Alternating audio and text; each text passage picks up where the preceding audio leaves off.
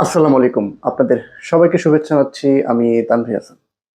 প্রিয় দর্শক, ২০২৪ সালের ৫ই আগস্ট গণঅভ্যুত্থানের ফলে পতন হয় আওয়ামী লীগের দীর্ঘ ১৫ বছরের শাসনের।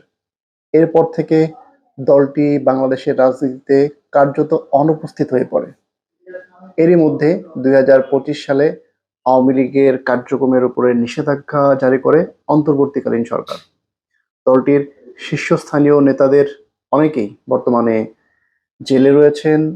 আর যারা জেলের বাইরে রয়েছেন তাদের মধ্যে বেশিরভাগই এখন দেশের বাইরে ভারত, লন্ডন, নিউ ইয়র্ক সহ দেশের বিভিন্ন শহরে অবস্থান করছেন। তবে গণঅভ্যুত্থানে পতনের পর বিভিন্ন সময় রাজনীতির মাঠে ফেরার ঘোষণা দিলেও সেরকম কার্যকর কোনো পদক্ষেপ নিতে দেখা যায়নি আওয়ামী লীগের নেতাকর্মীদের। মাঝে মাঝে দেশের বিভিন্ন স্থানে ঝটিকা মিছিল, মোটরসাইকেল শোডাউন করতে দেখা গেলেও বড় ধরনের তেমন কোনো সভা সমাবেশ এখন পর্যন্ত করতে দেখা যায়নি। ২০২৬ সালে যখন ফেব্রুয়ারি মাসে জাতীয় সংসদ নির্বাচন অনুষ্ঠিত হলো, এই নির্বাচনে আওয়ামী লীগ অংশগ্রহণ করতে পারেনি। আওয়ামী লীগ ছাড়াই সেই নির্বাচন অনুষ্ঠিত হয়েছিল। সেখানে বিএনপি সংখ্যাগরিষ্ঠতা অর্জন করে সরকার গঠন করে। যদিও রিফাইন্ড আওয়ামী লীগের মাধ্যমে নির্বাচনে তাদেরকে নিয়ে আসার একটি প্রক্রিয়া ছিল, তবে শেষ পর্যন্ত সেটি আর আলোর মুখ দেখেনি। এই রিফাইন্ড আওয়ামী লীগের ক্ষেত্রে যার নামটি সব থেকে বেশি আলোচনায় ছিল তাদের একজন সেলিনা হায়াৎ আইভী, যিনি নারায়ণগঞ্জ সিটি কর্পোরেশনের বারবার নির্বাচিত মেয়র। গতকাল তিনি কাশিমপুর কেন্দ্রীয় কারাগার থেকে দীর্ঘ ১ বছর কারাভোগের পর মুক্তি পেয়েছেন।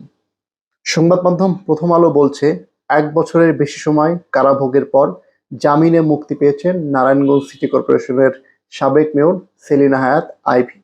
বুধবার রাত ১০:১০টার দিকে গাজীপুরের কাশিমপুর কেন্দ্রীয় মহিলা কারাগার থেকে তাকে মুক্তি দেওয়া হয়। রাত ১২:৩০টার দিকে তিনি নারায়ণগঞ্জের নিজ বাসভবনে পৌঁছান। তিনি বাসভবনে পৌঁছানোর পর তার বাসার সামনে নেতাকর্মী, স্বজন এবং সমর্থকরা ভিড় করতে থাকে। এ সময় আইভী উপস্থিত জনতার উদ্দেশ্যে বক্তব্য দেন, সাংবাদিকদের সঙ্গে কথা বলেন। তিনি ঘোষণা দিয়েছেন যে তিনি আগামীতে অনুষ্ঠিত নারায়ণগঞ্জ সিটি কর্পোরেশনের ইলেকশনে মেয়র পদে নির্বাচন করবেন। এদিকে গতকালই বিএনপির মহাসচিব মির্জা ফখরুল ইসলাম আলমগীর বলেছেন যে সব দলের রাজনীতি করার সুযোগ থাকা উচিত। সংবাদ মাধ্যম কালের কণ্ঠ বলছে, মির্জা ফখরুল ইসলাম আলমগীর বলেছেন, দেশে সুষ্ঠু, সুন্দর, সহনশীল ও উদারপন্থী রাজনৈতিক পরিবেশ গড়ে তুলতে হবে। সব রাজনৈতিক দলকে তাদের কার্যক্রম পরিচালনা ও জনগণের সামনে বক্তব্য দেওয়ার সুযোগ নিশ্চিত করতে হবে। জনগণ তাদের মধ্য থেকে যোগ্য নেতৃত্ব বেছে নেবে। যদিও তিনি কোনো নির্দিষ্ট রাজনৈতিক দলের কথা বলেননি, তবুও ধারণা করা হচ্ছে যে তার বক্তব্য থেকে বোঝা যাচ্ছে তিনি আওয়ামী লীগের কথাই বলেছেন। এদিকে ভেতরে ভেতরে আওয়ামী লীগ সংগঠিত হচ্ছে। দিল্লি থেকে সাবেক প্রধানমন্ত্রী, আওয়ামী লীগ সভানেত্রী শেখ হাসিনা, তিনিও দল গোছানোর চেষ্টা করছেন বলে বিভিন্ন সংবাদ মাধ্যমের খবরে আমরা জানতে পারছি।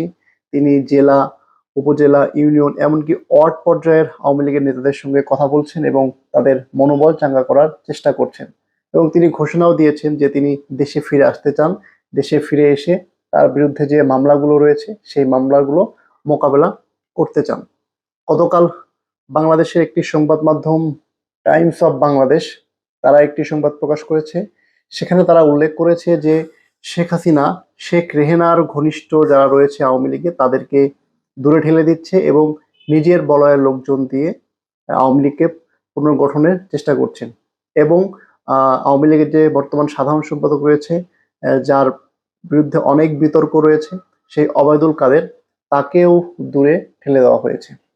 বোঝাই যাচ্ছে যে শেখ হাসিনা দিল্লিতে বসে দল পুনর্গঠনের একটি চেষ্টা চালিয়ে যাচ্ছেন। আর এদিকে দেশের মধ্যে সেলিনা হায়াৎ আইভী, শিরিন শারমিন চৌধুরী, সাবের হোসেন চৌধুরীর মতো বড় বড় নেতারা, যাদেরকে ঘিরে রিফাইন আওয়ামী লীগের একটি আলোচনা ছিল, তারা ইতিমধ্যে কারামুক্ত হয়েছেন এবং তারা নিজ নিজ বাসায় অবস্থান করছেন বলে বিভিন্ন সংবাদ মাধ্যমের খবরে আমরা জানতে পারছি।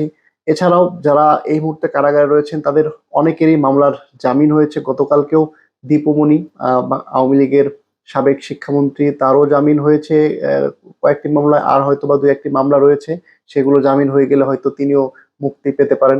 এছাড়া আরো যারা কারাবন্দী রয়েছেন তাদের অনেকেরই জামিন হচ্ছে, তারাও হয়তো বা অল্প কিছুদিনের মধ্যে মুক্তি পেয়ে যেতে পারেন।